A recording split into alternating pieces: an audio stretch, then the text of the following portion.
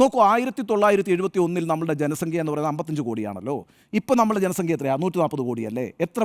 എത്രയാണ്? ഏതാണ്ട് ഒരു 3 ഫോൾഡായി അല്ലേ? 3 ഇരട്ടിയോളം നമ്മുടെ ജനസംഖ്യ വർദ്ധിച്ചിരിക്കുന്നു. 5 പതിറ്റാണ്ടായിട്ട് 543 സീറ്റല്ലേ നമുക്കുള്ളത്? 5 പതിറ്റാണ്ടായിട്ട് എന്തെങ്കിലും പ്രശ്നമുണ്ടോ? ഒരു പ്രശ്നവും ഇല്ലെന്നേ. അപ്പം 543 സീറ്റുകൾ തന്നെ നിലനിർത്തുന്നതിനകത്തൊരു തടസ്സവുമില്ല.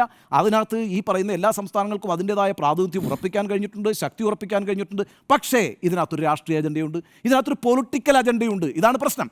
ആ പൊളിറ്റിക്കൽ അജണ്ട രണ്ടായിട്ട് നമ്മളിപ്പോൾ അഭിമുഖീകരിക്കാൻ പോവാണ്. ഒന്ന്, വൺ നേഷൻ വൺ ഇലക്ഷൻ എന്ന് പറയുന്നിടത്ത് തന്നെ ബി ജെ പിയുടേതല്ല, ശരിക്കും പറഞ്ഞാൽ സംഘപരിവാർ ആദ്യകാലം മുതൽ തന്നെ മുന്നോട്ട് വയ്ക്കുന്ന ആശയം എന്ന് പറയുന്നത് ഫെഡറലിസത്തിനെതിരാണെന്നേ.